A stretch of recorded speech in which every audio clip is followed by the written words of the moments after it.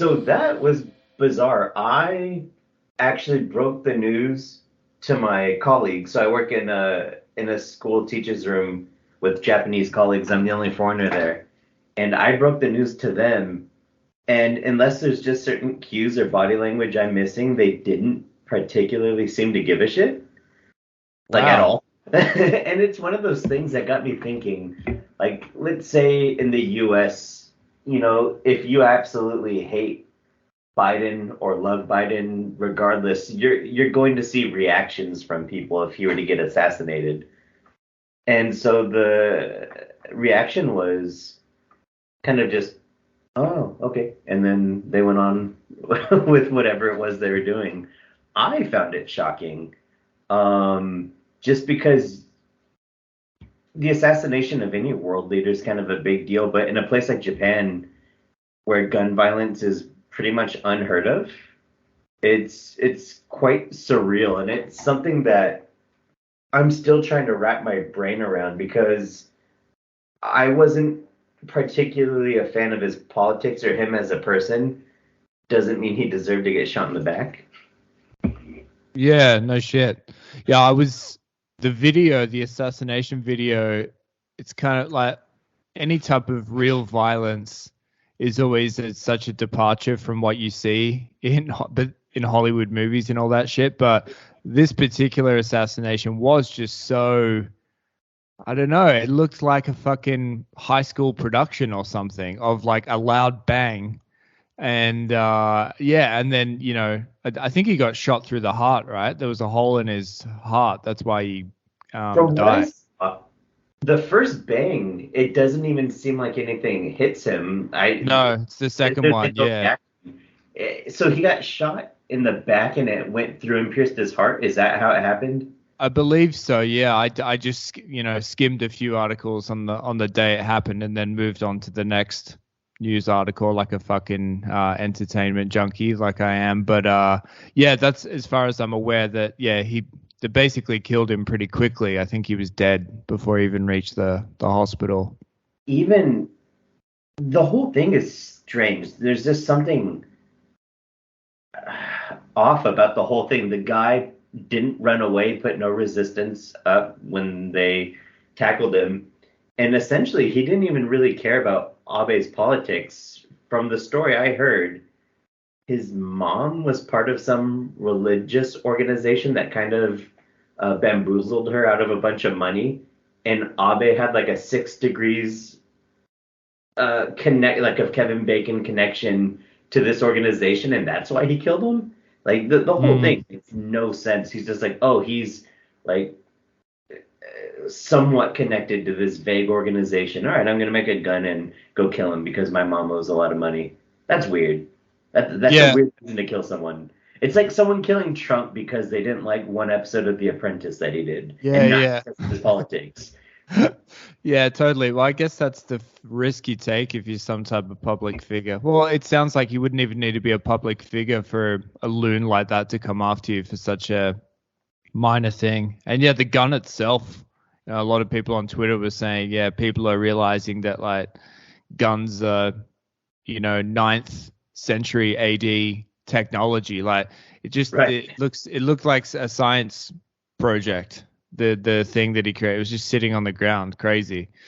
But And oh yeah, sorry, go ahead. well, no, I was just gonna say, and I was expecting you to say, oh, the country's in mourning or something like that, but I guess it's kind of on brand for Japanese people to conceal emotions and then just kind of keep calm, carry on. I mean, perhaps they are internally, and maybe it's just something that one they don't share while at work, or maybe they don't share specifically with the foreigner at work. But no, I haven't heard a single person really give much of their opinion on the matter. And I really don't know, like with the people I know personally, what their politics are. Because I know there was an election just this past weekend and people voted, but no one's told me what they voted for, who they voted for, like what they actually want to see happen. Yeah, it's it's weird at how normal everything has felt since that happened a week ago. Well, yeah, I guess if it wasn't because this guy was a representative of kind of like an underground guerrilla army of people who are really fucked off with the current leadership, or like he, retribution for his political time in political office, then yeah, if it's just some random crazy person, well then I guess it does make sense that people are just like, well, shit happens. Occasionally crazy people do crazy shit. And this just happened to be some like real fucking crazy shit. Hardcore crazy shit. But yeah, it made international news. Like, just it was shocking for a second, and then yeah, the story. I guess that's why I wanted to get your on the boots on the ground take, because I haven't heard much about it since it happened. Just like he died, and then everyone's like, well, see you later, alligator. Yeah, I mean, there's more pressing matters. Apparently, there's more Hunter Biden stuff that all the Republicans are flocking to. More. Yeah, holy shit. That guy loves to film himself. He's got a GoPro on himself at every moment. Whenever he's about to hit a binge and invite some ladies around, he whips the cameras out. I mean, that could be a possible movie for the podcast, the Hunter Biden story. But what I love about the right-wing talking points is they always like try to latch onto this as to why the Democrats are bad or why President Biden is bad. But Hunter Biden's personal life, which there's clearly a lot of issues there, really have fuck all to do with politics. Like, I don't know. It's just such a, I don't even want to say low-hanging fruit. It's just not relevant at all. But I guess that's just take what you could get. I mean, whatever damage you could do against the guy you don't like, show what a fuck up his son is. Yeah, Hunter Biden was seemingly like the equivalent, in the 2016 election, it was Hillary's emails. Oh, there's all this shit in those emails. And then, so for 2020, the Republicans wanted a similar story. So they used Hunter Biden's association with Ukraine and like what was going on there. And so, yeah, from an outsider's perspective, it just seemed like another guy in power, Joe Biden, hooking up a family member or a close associate. Isn't that like what they all do? Am I mistaken here? Like, this is me, who's not a Democrat or a Republican, just being like, okay, I don't see what the big deal is. Yeah, they're putting their own friends and family above other people. I thought that was kind of the perk of being a politician. Anyway. It's like, what, you're telling me this politician's son loves blow and hookers? I can't believe it. I'm at a loss for words. I mean, yeah. I think he's just done a poor job hiding it. But goddamn, I'm pretty sure that's every politician's son and daughter at some point to some degree. Yeah, it's also weird because it's like if he wants to do that with his life, I'm a pretty fucking liberally minded person. I'm like, good luck to him if he's not hurting anybody. Seems like he's hurting himself a little bit, but whatever. That's his trip, man. And so I find it, but yeah, even middle America, I'm just like, well, I think a lot of people don't care. So I can see Joe Biden losing favor and potentially not running next time around, but that's mainly because he seems to be struggling to talk or walk at the moment. And he's always doing that where he's shaking hands that aren't there, just not finishing sentences, or it's hard to watch. He's essentially like a corpse on stage. He's like a discount Bernie. Like, the guys who did Weekend at Bernie's did a better job making that look more alive than they're doing with Biden. But that's a topic for another time. Like, I really don't have that much of an opinion on Biden. I mean, everything that's been said has been said. Yeah, he's a pretty boring guy to talk about. Well, that's like just to round this off, and we'll get onto your topic. But like, there's this comedian I like called Kurt Metzger. He made a really good point where Trump nailed all the nicknames that he gave people in the 2016 election, Crooked Hillary and what was it, Lion Ted, and all all those nicknames were perfect. But in the 2020 election, Kurt Metzger said that Trump fucked up by calling Joe Biden Sleepy Joe, because after 4 years of a Trump presidency, all the American people wanted was some rest and to sleep up. So the average American was like, okay, I don't have to hear about politics every single day or what crazy thing the president has done. We're just going to have a sleepy old guy in office. Fantastic. Sign me up. So I think that that's what we're living through right now, is kind of like a choice for grandpa on the throne. And now that we've got grandpa on the throne, people are like, oh, kind of miss the excitement. It's like, yeah, we got grandpa on the throne. What did you expect Yeah. the result to be? And I kind of wish we had, not including the assassination, but just like that Japanese style of treating politics where we don't really give a shit about who's in power. They're doing a job. It's not in our face. It's not on the news all the time. That would be so refreshing. But in America, everything has to be, flashy, condensed into a 30-word tweet or something that grabs your attention in the headline. And that's politics. Like the debates. Did you watch any of those when they're happening between Trump and Biden? I watched the highlights. I think they were actually pretty everyone was like, Trump's going to wreck him. And right. From what I saw, he just steamrolled him like he usually does, talks over him. And but I didn't watch the debates in full at the time. There's no point, but the way they're advertised, it's like a wrestling match or like some sporting event. And all it is two old dudes behind a podium saying the same things they always say. There's nothing new. And whenever you go on Twitter, it's like, oh my God, Biden owned Trump. It's like, then you got people on the other side. No, Trump destroyed Biden. No one destroyed anyone. They're not changing anyone's minds. The people who are already set on Trump aren't going to suddenly be like, oh man, Biden made some pretty good points. That's not going to happen. It's just, CNN or whoever is hosting the debate, they get ratings for a night. The graph goes slightly up and they're the only real winners. Everyone else loses. Well, let's transition over to your pitch. So the Eddie Van Halen biopic here, but from a kind of slightly different perspective is what you're going for. And I guess to kick things off, like were you always a Van Halen fan? Was that something that's kind of been with you for a while?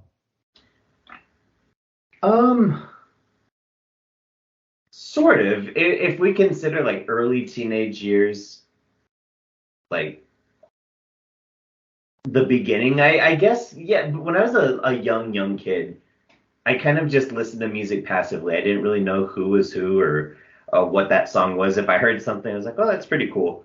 But around the time I got interested in playing the guitar, all my friends kind of picked up the guitar at once, and I wanted to do the same thing. And so, you start paying attention to who's done what in guitar music and who are the relevant players, who are the major influential guys.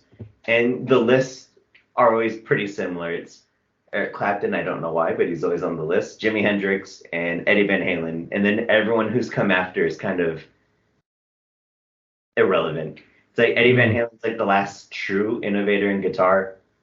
And then everyone else just kind of exists. So that's so true, because there are like guitar god guys like Steve Vai or like Derek Trucks, I think is another one, where they're like best guitarists in the world right now, but they're like almost their own genre where they don't write hit songs that you'd hear on the radio. They just go play like blues festivals and solo for 2 hours. And so like super guitar nerds can geek out and, stare at the fretboard. But yeah, Eddie seemed like be the last guy who was like respected in that world or like idolized in that world, as well as a part of a huge, popular band at the same time. It's so hard to explain why guitar X is better than, guitar Y, or how exactly you quantify skill. I mean, once you reach a certain point, you know, you could play this flat fast, you could do this many scales or just this chord progression, whatever it is. How do you measure it?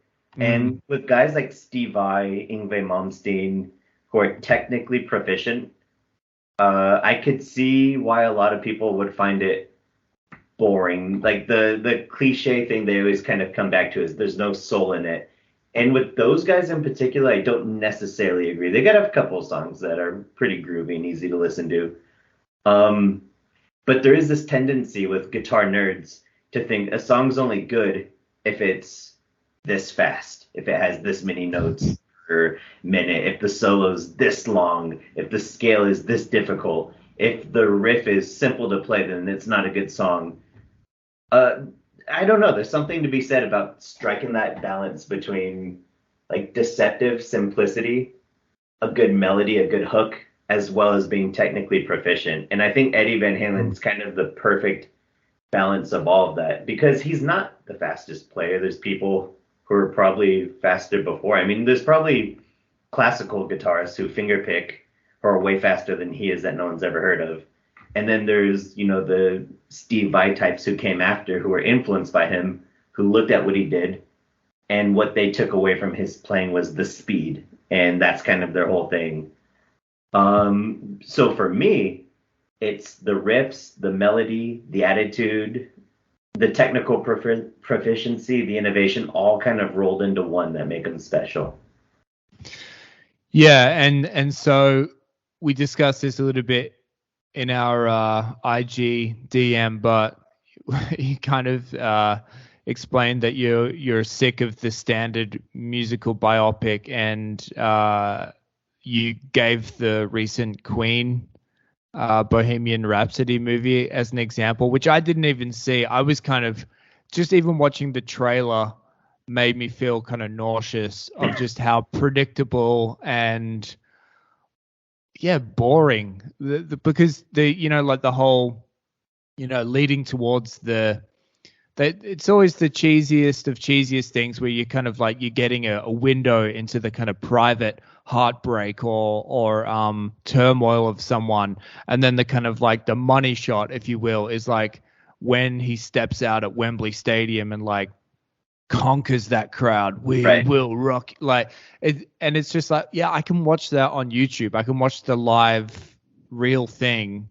I think I also saw that, like, I never saw this biopic, but because I was, you know, like a music nerd growing up, love fucking reading about musicians, and then so I always like documentaries more, but if a biopic came out, I'd watch it as well, just to kind of get more information, essentially. And then I don't know when it was, but I was just like, yeah, I'm done with biopics. I think your call that Dewey Cox wrecked it might have been on the money. Because I just can't stomach anything from beyond them. But yeah, so anyway, I think you want to do this. You think the Eddie Van Halen story is worth telling, but you definitely don't want to do the standard biopic. So I'm going to go off on a bit of a tangent that might like devolve into other tangents, but the Queen movie, it actually starts with Freddie Mercury backstage. You could hear the crowd outside. It's right before Live Aid. And he, you know, puts his hand against the wall, puts his head down, and he's thinking about his entire life before going on stage. And then the movie goes to a flashback. And we're 30 seconds in, and I'm thinking, no, you can't fucking do that. I'm sorry, but the Dewey Cox movie pretty much said that any movie henceforth that does this it's a joke. It's shameful.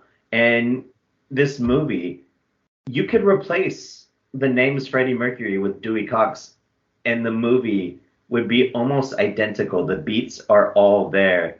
And I get that when you're telling a true story, you have to condense things. You can't have things play out in real time.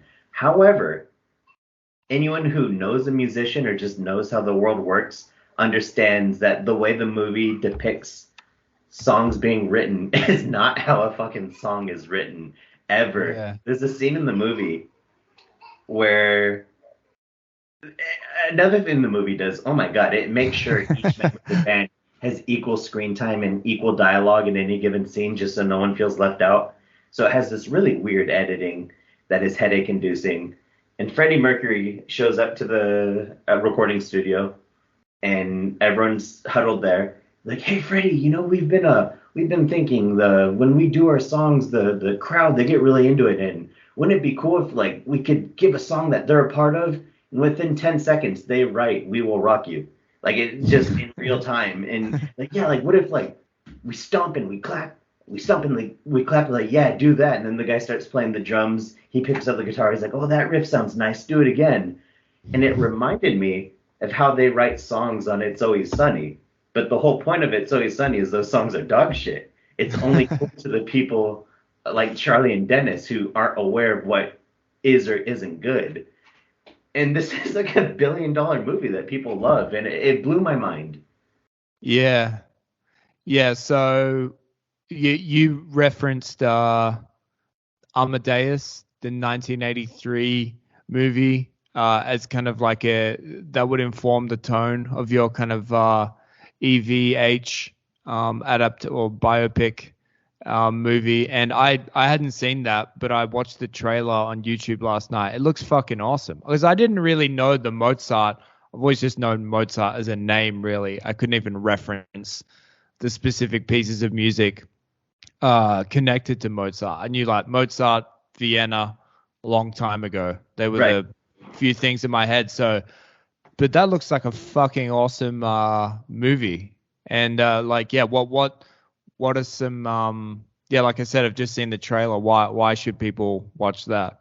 It's a great movie, and I think when it comes to classical music, especially with names like Mozart and Beethoven that are so synonymous with this genre, there's a certain connotation of pomp to it, like some kind of like it's pretentious, it's very snotty and something along those lines.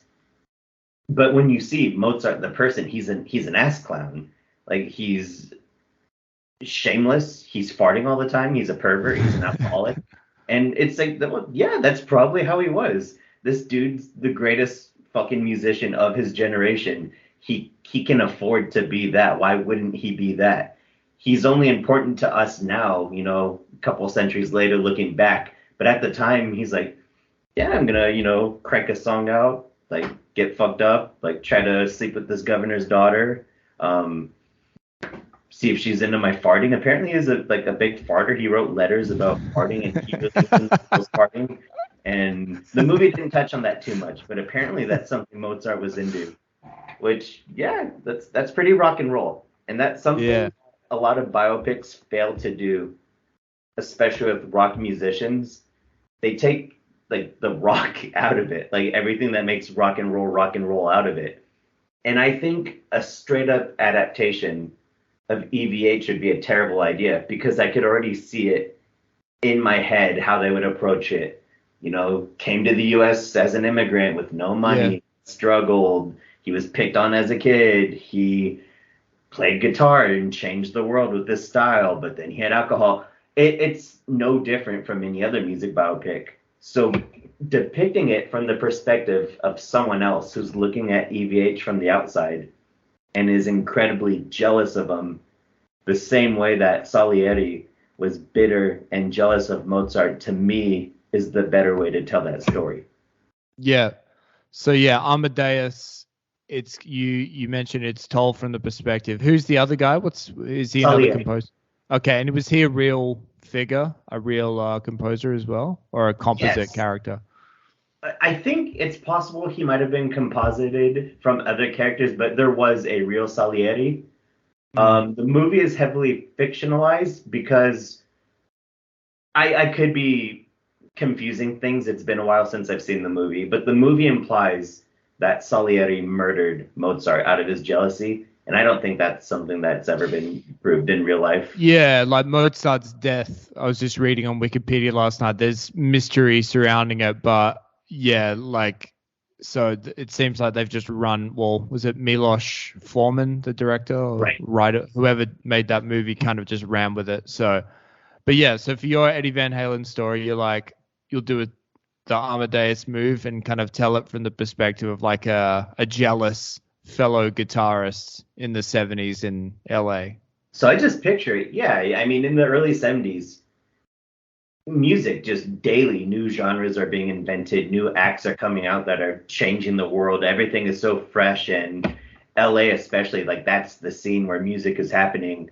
And so I could already kind of see it. There's a young guitarist who's known among his neck of the woods, and he's, gaining a reputation for himself. He's kind of buying into his own talent, and he takes it very seriously. He takes the craft very seriously. And he's thinking, I am hot shit. I'm going to be the next big thing. And one day he goes to a show and he sees Eddie Van Halen play. And that just changes everything. That destroys him, because he knows no matter how much he practices or plays, he will never be that good. And I think it only takes like seeing a guitarist of EVH's level. It only takes seeing him perform once to know that. It's not, oh, maybe I could play for a couple weeks or a couple years and match that. It's like, no, you've seen that guy play and you understand like the world of guitar has changed. I think Eric Clapton had a similar experience when he saw Jimi Hendrix play for the first time. He was like, well, I'm fucked. I've been wasting my time. Yeah. Yeah. Have you ever seen the Eagles documentary about the band, the Eagles? Oh, well, that's really worth a watch, because it's clearly told from this perspective, like the band clearly signed off on it, but it makes them look like the kind of just absolute capitalist pigs. Because in the beginning, it's kind of like this era that you're talking about, like early 70s LA, and at the time they kind of were like almost alt rock or something, where it's kind of like very country infused, and they're kind of like going out to Joshua Tree and like taking mushrooms, and like, yeah, they saw an eagle flying over a cactus tree, like, yeah, man, we're the Eagles, we're gonna soar. And they've all got these like beards and long hair and denim everywhere. But then like there's two guys in the band. There's Boys of Summer, what's his name? Don Henley is the drummer and the singer, and Glenn Fry was the rhythm guitarist and another vocalist, and they basically dominate the band for the next 4 decades and treat other people like absolute shit. And then they have the kind of they have the Hell Freezes Over tour, where they're like, well, we'll never get back together. Hell will have to freeze over. And then they get back together in the mid or early 90s. And those scenes in the future are hilarious, because at that point, they're all like dad bods, receding hairline. And they just look, it's like at that point, the transformation is complete from like these kind of like almost hippie, outsider druggy guys to like, no, we're just like middle American dads now, and we're in it for the money. And so anyway, that's a really just hearing kind of like you describe this prodigy guy who's kind of like young and up and coming and hungry and thinks it's all ahead of him. It seemed like it reminded me of the early days of that Eagles doc, where these people are just like, yeah, we just practice for hours at a time, and like it was all about the craft. And then even though they got successful in terms of their artistic integrity, it seemed to just kind of dwindle further from there, even though the popularity was huge for the Eagles. But anyway, I just wanted to throw that one in there. That's a great. Yeah, I still like music docos, but those are a lot. That's a good one. They're usually a lot more revealing than biopics. Definitely.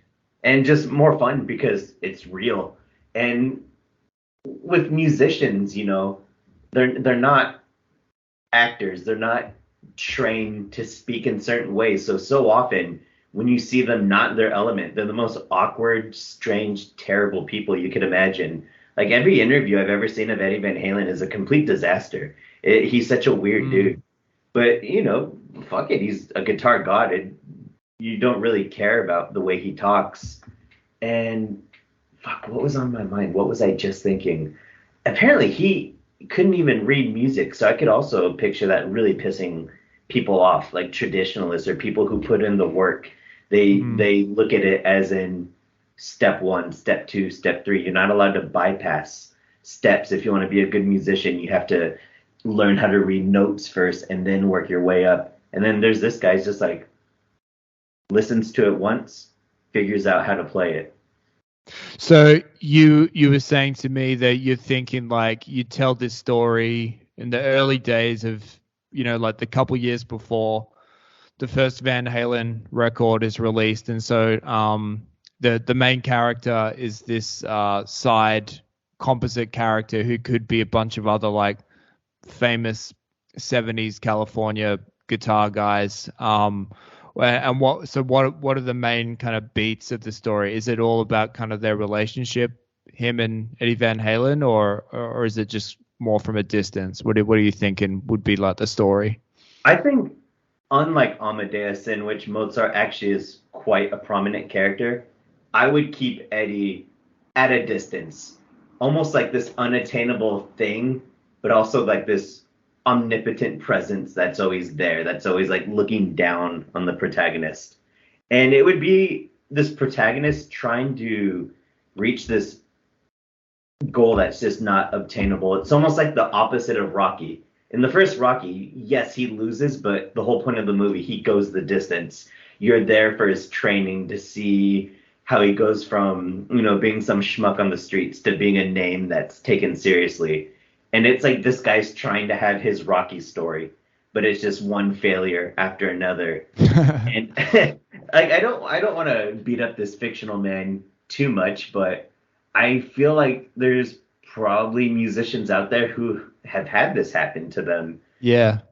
I mean, not necessarily the same, but one of the inspirations is Randy Rhoads, who was Ozzy Osbourne's guitarist, and he died, I think he's part of the 27 Club. I might be mistaken. But he was pretty bitter about Van Halen, too. They came up around the same time. And in his mind, he's like, fuck this guy. I'm a better guitarist than him. And he used to teach guitar. And he got pissed that students were constantly asking to be taught Van Halen songs. And he'd say shit like, the songs that they're not that hard. Like, they're not that hard to do. Like, you could do it. I could do it. And it's like, dude, you're a good guitarist, but that's some, like, bitter bitch boy mentality right there. Well, I don't know. I've always just never really gotten that deep into Van Halen. I know the songs that are on the radio, and I know kind of a little bit of the band dynamics that David Lee Roth is just a clown. And that was kind of like his, in a weird way, that was kind of why they were so successful. The whole like party rock genre and the kind of like, the literal clown as the front man kind of like gave the live performances this kind of spontaneity and this like anything goes type of vibe. But yeah, in terms of like Eddie Van Halen's character, like just reading through his Wikipedia, he seemed to be kind of like this, obviously a prodigy, but not necessarily like a dick either, like almost kind of like a little bit insecure or like aloof. It's like his insecurity manifested as aloofness, and so he doesn't seem like the same a dickhead like Amadeus, because just reading through Eddie Van Halen's wiki, it seemed like like Gene Simmons was involved in his trajectory where. Right. Where he was like, Eddie Van Halen's playing shows with Van Halen, and Gene Simmons is like, who's also kind of like a money guy, like, yes, there's an opportunity here, like just kind of took him under his wing and seemingly helped him and gave him good advice. And like, but so Eddie Van Halen was almost kind of like this, he was just on a trajectory on the way up and probably knew it at a certain point, but he wasn't kind of this Machiavellian controller of his destiny and those around him. It seemed like other people came in and kind of maneuvered him around. So in a weird way, I kind of see that as like pissing off your main character even more, where he's just like almost an accidental success. He doesn't need to plan or connive too much. It's just things keep falling in his lap, and he's like, I mean, it's cool. almost like the incel mentality. Nothing enrages an incel more than not just a guy who's getting a lot of chicks, but a guy who gets a lot of chicks but doesn't care if he does or not. Like, Yeah, it's like that indifference probably drives him insane. And that's another interesting thing about Eddie is because he became famous, and the way he became famous, he's associated with so many people who are just not who he is, whether it's Gene Simmons or David Lee Roth, these loud, bombastic, clownish, really flamboyant people, where Eddie's like this really quiet, reserved dude who just wants to play guitar. But he's like, well, I guess I have to play with David Lee Roth. Like that's kind of the conditions that have been set out. It's like, all right, I'll play with David Lee Roth and I'll make the coolest goddamn music you've ever heard with David Lee Roth. And I think that could be a fun character too. I don't really know what his role would be in relation to the protagonist, but I just see David Lee Roth as this obnoxious, horrible, like Wolf of Wall Street-esque like figure. And I kind of similar tone as Wolf of Wall Street, like very fast-paced, very frantic, as if the movie itself is on cocaine. Like you don't want it to be by the numbers, like linear, scene, scene, scene. That's boring. It's rock and roll. I think feeling rock and roll is more important than, I don't know if this makes sense, but than telling an accurate story about rock and roll. The vibe of how the movie's filmed and edited goes so much further than this is how We Will Rock You was written, or this is how Bohemian Rhapsody was written. That's shit. No one cares. Yeah, I was actually thinking about this yesterday for some reason. I think it's because Paulie Walnuts died. The Rest in peace, Paulie Walnuts. Yeah. But I was thinking about the Sopranos ending and how I can't recall who said it, but talking about David Chase, his decision to do the smash cut for the finale in the diner, and calling it kind of like, oh, David was always rock and roll. He was always kind of like, and I thought that was kind of a perfect description for the ending of that, where David Chase deciding to do that, kind of the smash cut, and then kind of leaving it for the audience to figure out what to do. That is the filmmaking equivalent of Pete Townsend wrecking his amp or something, like it's because it is the, it's equally as disorientating and fuck you as destroying something on stage. And so, yeah, I think that would be kind of that's definitely an underutilized strategy, using kind of disorientating or kind of like punk type of decisions with the editing, because I feel like the mistake a lot of biopics make is that they essentially turn the rock and roll parts of the movie become like extended music videos, right? Which is boring. It's not why you're there. So yeah. And did you see the NWA movie Straight Outta Compton? Yeah, I did. Yep. I didn't like it, and I like NWA. I like 80s, 90s gangster rap. But again, because that movie had like the real people involved, and they gave their go ahead on what you could or couldn't show, it was so sanitized. And gangster rap is inherently super fucking punk. Like it's probably the most punk genre, especially at that time. And let's not sugarcoat things. Those guys weren't good people. No. Their lyrics are about murder and rape and stealing. But that's what made the music fresh and fun. It was different. It was new. And then you get this paint by the numbers biopic, which is essentially the same as Bohemian Rhapsody. Like that movie really, really scaled down what bad people these guys were.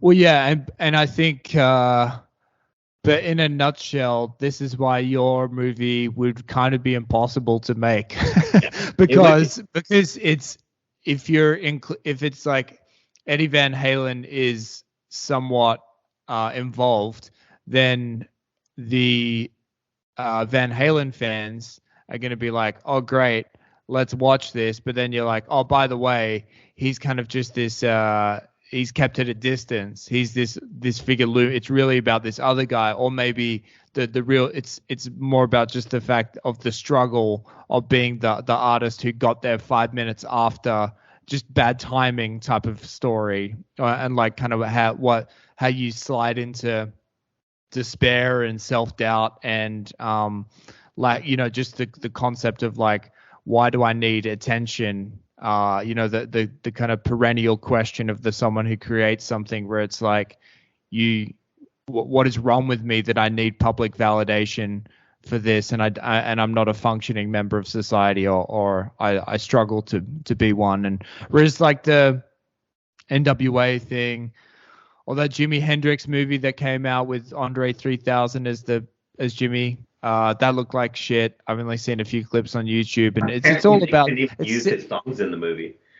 Yeah, it's all about selling the catalog and hyping up the greatest hits compilation again. So of course it's going to be a sanitized story and all that. So yeah, that's why this would be an extremely difficult, because just so many diehard Van Halen fans who want a straight up biopic would be severely disappointed. That's the thing that I don't get. I mean, I guess I get it. The masses are stupid. They want terrible shit, which is why they would get a straight up biopic.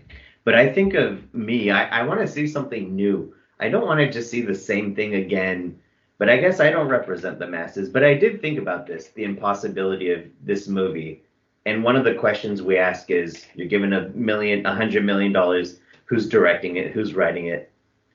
This movie, just so it's, you know, removed from his immediate family who's still alive, like Amadeus, it wouldn't be made until a couple hundred years in the future. So the director is an up-and-coming Australian filmmaker named Damo Wallace. He's making a name for himself. He's doing a really good job. He's kind of like a mix of young Scorsese and the Safdie brothers.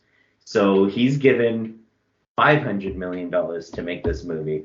And no one in the family objects. They're all dead at this point. But I think the future is the only way to do it. Because if you're to make it now with his son, who, I don't want to badmouth his son, but like he's a musician in his own right, but like he carries the name Van Halen. So there's no way that name doesn't carry a certain weight to it and a certain reputation. So if you were to make a movie that portrays his dad as an asshole, he'd probably be like, well, fuck that. I'm not going to let you do that. Yeah.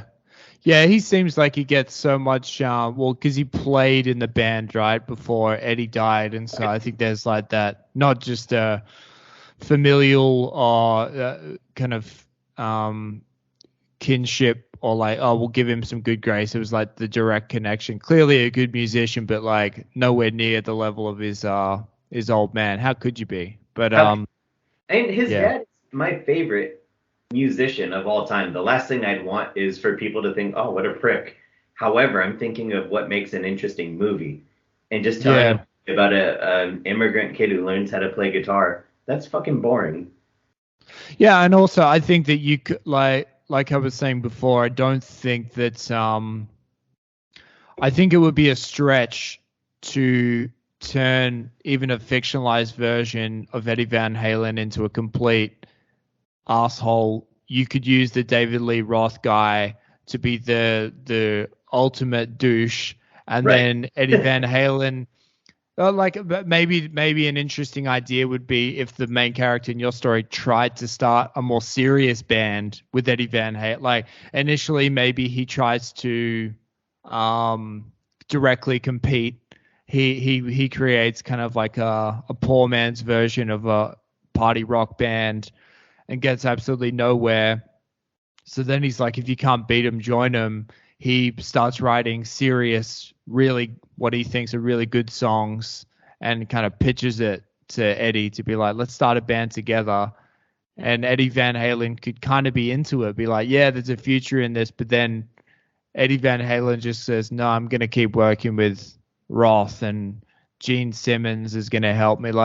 And so he just kind of, he opts out of the more kind of like, yeah, let's create something that like Bob Dylan would be proud of, or kind of like serious, like, or even add in kind of the, people say that the orchestral element, like Eddie Van Halen learned shit from Mozart or whatever, and say like, yeah, we can kind of take the man on the street poetic stylings of Dylan, and then like mix that up with the all the symphonic flourishes that are so important that these kids just don't understand. And like, yeah, Eddie Van Halen could still be like, nah, fuck that, I'm gonna play around with some keyboards and write Jump. And that's what's so fucking cool about him, though, man. That's what's so goddamn cool about him. Like, who knows what trajectory he could have gone down. Maybe it would have been a disaster. Maybe I'm overrating him, and actually party rock was the limit to his potential. I don't think it was, but maybe it is. But the fact that he's like, yeah, I'm this super great wizard musician, but check this out. And then he just starts writing Jump. And fuck yeah, Jump's fucking awesome. Yeah, totally. Yeah, I think that's the there's nothing more annoying than musicians, or I guess artists in general, who take themselves too seriously. Like I definitely like an artist that can kind of have some self-reflection and poke fun at themselves. And so that's how you could kind of make your main character. You maybe feel pity towards them in the beginning, some sympathy that Eddie doesn't want to be a part of his story, but then kind of make him like too kind of tortured and like internal, and like, yeah, I'm part of something important, man. But in actuality, it's just fucking music, man. Well, that's the thing. It all depends on what your goals with music is. Because I reached a point early on where I realized my friends were far superior guitarists to me. And it's because they put in the appropriate time into it, and that was their passion, whereas I was kind of scatterbrained. And at least for me, I was only jealous, but in like a good-hearted way. I was like, whoa, that's fucking cool how good you are at guitar. I'll never be that good. It didn't make me suicidal or anything like that or angry. And I've since like pretty much put down the guitar. I don't play anymore because I understood that to get that good, like that kind of has to be what you devote your time to. And I just didn't have that time to devote. So with this protagonist, if you are on paper a great musician, do you have the ability to accept that this is your fate, that I will never be this good? And does that mean you stop, or do you just play for yourself? Where do you go from there? Yeah, I've been I had a funny experience up in Toronto recently when I did the reading with Sean, who's based in Toronto, and it's kind of a long story, but afterwards there was kind of a debate that kicked off in the smokers area in terms of like, condensed down, it was kind of like the toxic masculinity versus the kind of feminism debate, where it was like, are there certain things that are taboo or shouldn't be mentioned, or people, kind of like who have bad reputations, should you write about them, or is it like, is that counterproductive to the future of society? Like, should we be focusing on more positive stories, or because in my book, kind of like reference figures such as Joe Rogan or Gary Vaynerchuk, or like those type of guys who a lot of people deem them kind of like toxic and just way too masculine. Should you, even if you're kind of poking fun at them, should you be doing that? That was kind of this whole thing that kicked off, and it was too long and complicated to go in now, but like, the part of the troll part of me loved it, because it was kind of like the people who were kind of like pro Joe, like, I love Joe Rogan. I listen to every new episode. That's not what I was going for in my book. I'm not like promoting Joe Rogan, but then the other people in the other perspective are like, Joe Rogan is the worst person in the world and he's contributing all these deaths to COVID. I'm not going for that either. What's amazing is who would have thought 10 fucking years ago that Joe Rogan would be at this level of conversation? Because The Fear I used to Factor listen guy. to his podcast a lot, and I still do occasionally. And it's entertaining. The guy is a dummy. Like, you shouldn't really put any serious weight to him on that side or this side. He's not a genius. He's also not Satan. Like, Yeah, he's exactly. fucking bald, 5'3" Joe Rogan. And so, give me a second. Let me get my charger. My computer is screaming at me that's gonna die. 2 seconds. I'm No sorry. worries. Take your time. So your book, did that come out in 2020 or 2021? So it was December 2020, but yeah, like just before I forget this thread, the reason I brought that up, that kind of debate that happened, was because I was like, it was actually more about Sean's book, what they were discussing in the Smokers Lounge, but I guess kind of similar themes, and mine as well. But the internal troll in me, or the contrarian, was kind of happy. I was like, oh, I'm kind of pissing off both sides both sides don't really know where I'm coming from, which is like kind of what I was going for. But then upon further reflection, and I've been like, why am I afraid to be earnest? Why do I need to play the role of, why do I need to be this contrarian who's kind of like trying to piss off both sides, or like trying to stir the pot? Why can't I just plant a flag and be like, no, this is what I believe, and this is what I stand for, and this is my creative expression of that. And the answer to that question is that, like, I'm too uncertain to be earnest. Like, it's not like I'm afraid of earnestness, or I'm not willing to put myself out there, but it's just my genuine sense of the world is incredibly uncertain. And like you said, I see both sides of the coin, and I'd rather kind of create representations of that versus being like, no, this is what I believe in now.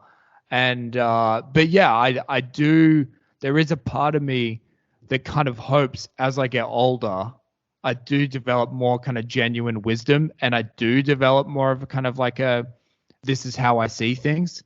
But I'm in my mid-30s now, and I still don't feel very close to that whatsoever.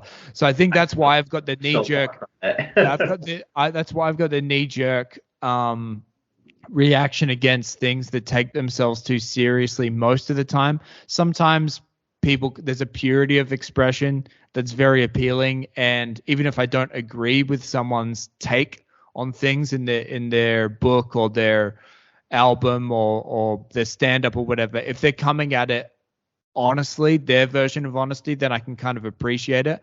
But most of the times I like things that are ambiguous, because I find life just being so ambiguous. So anyway, linking, the reason I brought this all up is linking it back to your story, like, and Eddie Van Halen for this movie.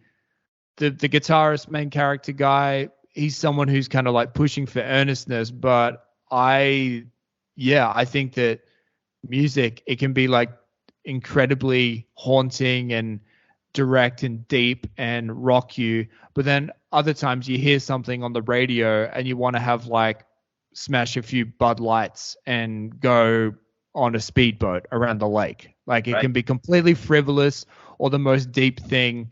The same song can do both things. So that's anyway, I'm bringing this all up to say that most of the time I like the ambiguity, fluid thing, that where it can be dark and completely not serious at the same time. Me too, definitely. And with music, what you just brought up, I think for me, music of all the art forms is the hardest one to really like understand. And what do I mean by that? You look at a painting, even if it's super abstract, you can make out, okay, that's a mountain. Mountains make me feel this. Or if you watch a movie which has very clear themes and you can see the actors' faces, you understand why you feel a certain way. But you listen to music, and I've had this discussion with musicians. Why do certain keys or chord progressions evoke that emotion? How do you really explain why music makes you feel the way you feel? Because to me, it's the most like inexplicable and irrational of all the art forms to explain how it moves the way it moves. And I don't know, what are your thoughts on that? Well, I read some interesting research a while ago about, in our Western lineage of music, minor chords are kind of like the sad chords, like A minor's the sad key or whatever. And they were looking at, I think they compared it to like African music, some type of where it was detached, a completely different, I guess lineage of how they created it. And they found that like minor keys, I could be misremembering this, but as far as I could gather, minor keys, it was kind of nurture rather than nature. So like whoever Mozart, one of these like guys which informed the rest, that a single person in our history decided, oh, I find this represents sadness, and then he created like really popular bits of music, and then those bits of music were connected to kind of sad imagery, or connected with probably performances, opera, which had kind of like romance or heartbreak at the core of it. And so then it associate the connotation becomes sad, and then it kind of snowballs from there. And then that's why like a child now could hear an A minor chord in our history, and because they've been picking up on all these things, and then they understand it's sad. But as far as they can gather, like in other cultures, the A minor thing could be happy. So I found that fascinating, where it was like I've always thought that the music is moving because it makes you visualize it. It stimulates visualization. So I think that explains why image is so important for selling music, particularly teenagers. We're talking about K-pop a couple of weeks ago. Like that's all kind of image based, and the music is just, it's so deeply connected to the images tied with it, that I think that is something that's kind of like a clue to why it has such an impact on us, is because it's kind of allowing us to like travel back into our past and in the future, because it's stimulating kind of visualizations and kind of allowing us to imagine stuff that's happened and will happen in the future. Real talk though, you very rarely see hideously ugly musicians. I'm trying to think of off the top of my head. And John Prine, he was pretty had that one ready to go. I could think of the original guitarist of Def Leppard, who actually created the band. But when the band realized, like, wait a minute, if we sold out, stopped doing this hard rock bullshit, and did like stadium rock and did our hair, girls like us. Like, he's handsome. This new guitarist we just got is pretty handsome. You're hard on the eyes. Even though it's your band, you started the band, you're hard on the eyes. And I think the official reason was his alcoholism was a problem. I call bullshit. Whenever I hear that about a band, so-and-so is kicked out due to his alcoholism, shut up. No, that's not why he was kicked out. There has to be a different reason. It's like, yeah, dude, you don't look good on this album cover. You have to go. So other than that, though, it's very rare that a musician is quote unquote not attractive, because you do have to sell an image regardless of how talented you are at whatever instrument it is. Yeah, I've been listening to a bunch of Roxy music, Brian Ferry, like early 70s kind of glam stuff recently, and I was watching like an interview with Brian Ferry, and he was saying that like when they started, it was kind of like directly connected with like David Bowie and T-Rex. But when they were starting, they would be like, one of the guys in the band was like a brickie, so he'd come from his laboring job in London somewhere and then go to the club and then like be putting makeup on, like with his construction stuff on, and like just the kind and then they'd play these songs where Brian Ferry was presenting himself as kind of like this androgynous, kind of like Ziggy Stardust, kind of like guy from outer space, like really camp and performative. But then, yeah, and I remember hearing and seeing that stuff when I was a teenager, and just being like, oh wow, this is really effeminate.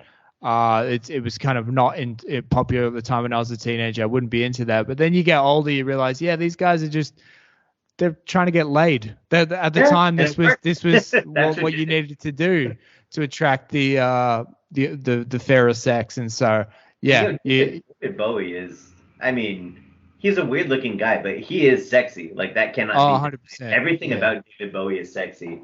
And I dread the inevitable David Bowie biopic. Whether it's a year from now, 5 years from now, it will happen. I mean, I think there's actually, there actually was one, because I used to listen to Mark Maron's podcast a lot, and he was talking about, this was a year or so ago, where he got like a role on it as kind of like, it's like a Bowie tour across Canada or something in the 70s, where it's just like one of those day in the life 24-hour. So I think one came out not so long ago, and I haven't heard anything about it, so it was probably bad. But that wasn't like that wasn't a big kind of Bohemian Rhapsody, let's do the whole Bowie story thing. He was Bowie. He was such a good actor too. I mean, often people dabble, but if you never even knew he was a musician, he's a fantastic fucking actor. Yeah, he was just extremely there's like people who are attractive, but then there are kind of like next level photogenic people, where he was just, like on screen, or it just really interesting to look at, where that's inevitably going to help you sell stuff. But I guess to kind of wrap this off, you mentioned the Safdie bros as being the ones who kind of direct this. Yeah, I'm a big fan of their work as well. What kind of like which of their films would you be kind of asking them to kind of pilfer from to inform kind of this guy? So I like all their films. Uncut Gems is fantastic, but I prefer Good Time. I think that movie is so fucking good and so I love movies that piss me off. In a good way, because there's some movies where characters just make decisions no one in real life would ever make, and it's annoying because it's done just so the movie can work. But in this movie, it purposely gives you incompetent characters, like terrible, really like socially retarded people, awful people, and they meet so many more awful people throughout the movie that it makes Robert Pattinson's character look good by comparison. And that movie is, just thinking about it makes me laugh, where he thinks he steals his brother out of the hospital, only for like an hour later to realize it's a different fucking dude. Yeah. It's like, all right, well, we're stuck together now. Let's go off on this plot line over here. And that level of creativity and energy, I think, would be perfect for a movie like this. It's not a movie that you want to feel by the numbers. It has to feel weird and chaotic and messy. And like at any moment, the entire thing could collapse. That's what's so great about those movies. They feel like they're just gonna go off the fucking rails. Yeah, definitely. The and I love in Good Time the miscreant that he steals by accident from the hospital. The guy who's just recently got out of jail. His like flashback to his first 24 hours out of jail. Yeah. Is that even an actor? Because there's so many people in those movies that have such interesting faces and just seem like real people, that you don't see faces that look like that in movies. So that guy was such a breath of fresh air, and I don't think I've ever seen him in anything else. Yeah, no, I agree. He must be just some New York character guy. But all right, man. I gotta make my little kid some breakfast. Otherwise, I'm gonna be bad dad of the year. Be bad dad. Yeah. But this has been fun. Next week, little tease. I think. We'll do the Malaysian airline. Was it M370? I forget. Flight 370. I don't know, but the one that went missing. The one that went.